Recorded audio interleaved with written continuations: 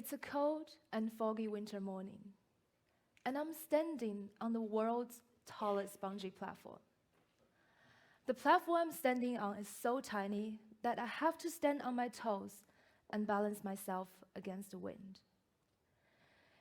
The operator ties one end of the bungee cord to my ankle and throws the slack in the air. I can feel the weight of the rope on my ankles slowly dragging me down. I look down. All the buildings and roads are buried in heavy fog. There is only one voice in my head. I can't do this. So I turn around and tell them that I want to quit. And then I see a huge quote printed on the glass window right next to me. Life begins at the edge of your comfort zone. I don't know why, but this short yet powerful sentence gives me the final push, and before I realize it, I walk straight back to the platform and jump off the world's highest bungee platform.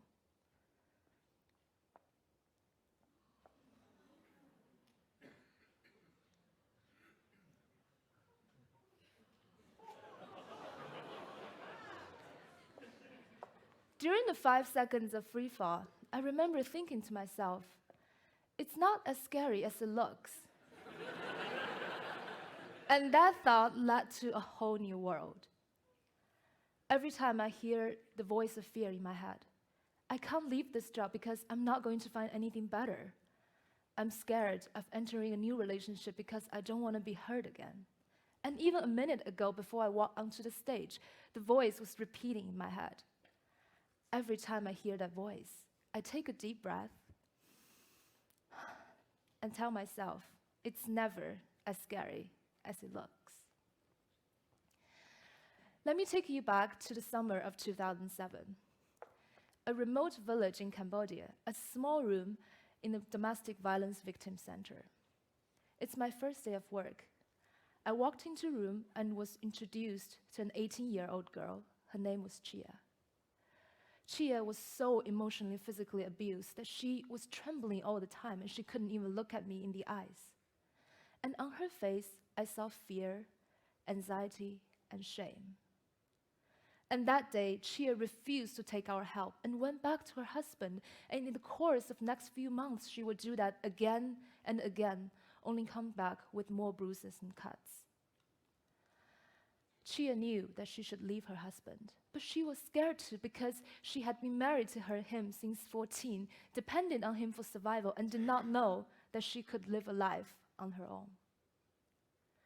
To help Chia, and thousands of other girls like Chia, I started a vocational skill training program. After 3 months of training, magic happened.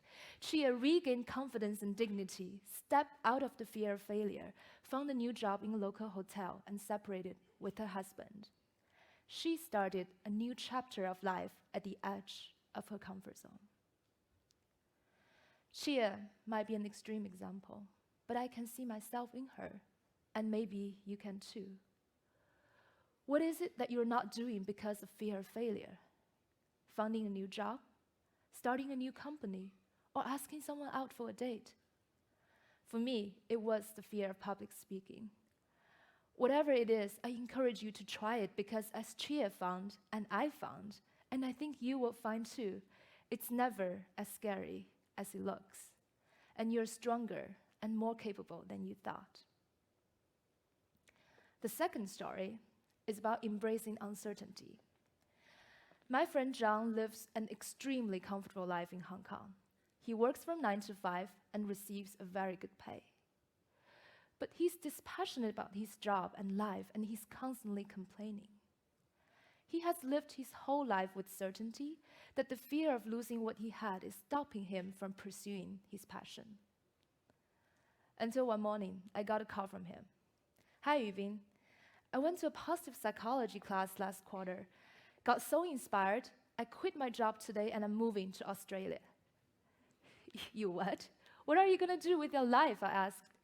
He said, this is the first time in life that I don't have a plan, and I feel every bit as scared as I'm excited. The next time I saw him was 6 months later. He just got back from Australia, a licensed hypnotherapist. From a trader to a hypnotherapist. I was shocked when I saw him again. His face was pink, eyes glittering, his whole body was just glowing. He is living his dream right now, traveling around the world, giving workshops and therapy sessions for thousands of people to find happiness in life. And as with Chia, I could see myself in Zhang, and maybe you can too. We're all scared of uncertainty.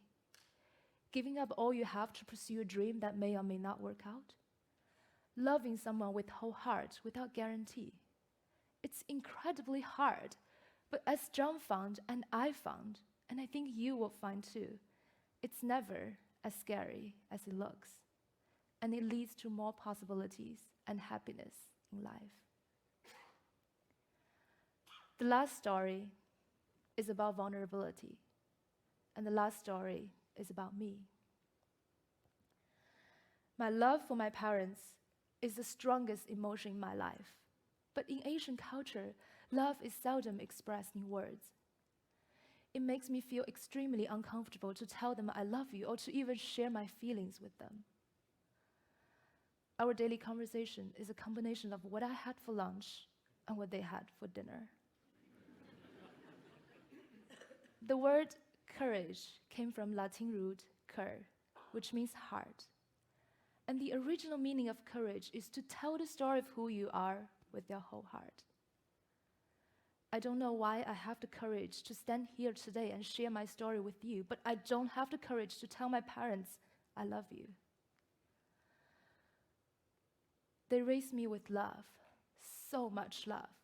They made me believe I'm worthy of love, not because of what I achieve, but because of who I am. Yet I so desperately want to be this perfect child for them. I share my happiness and achievements and withhold my struggles and failures. And as I'm proud of my achievements, I didn't know that this created a huge emotional gap between us, and we no longer share the joy and pain of each other's life journey. I've been experiencing a tough time recently. A heartbroken ending of 3-year relationship, many questions about friendship, and deep insecurity about future. A couple of weeks ago, I came back from an exhausting recruiting trip from New York. The moment I walked in my room in darkness, I experienced an emotional breakdown. I called my mom and burst into tears the moment I heard her voice. And for the next hour, and the first time in my life, I shared my struggles with her. And even though she hasn't been with me in this journey for so long, she understands exactly what I've been going through. The feeling of reconnection after so many years is like magic. In the end, I told her I love you. And she said, I love you too. It's the first time, remember, either of us has said that. I didn't expect what felt so uncomfortable previously came so natural and peacefully in the end. I see life as a constant fight against your comfort zone. You push it, it pushes back. What's the fear that's holding you back? What are you not saying or doing because it's outside your comfort zone? I challenge you to find that comfort zone today. Bravely step out of it. And as you get comfortable again, push it even further. Don't try to get rid of fear. Accept that you will be afraid, and then go do it anyway. As the word said, high on the bungee platform, life begins at the edge of your comfort zone. Thank you.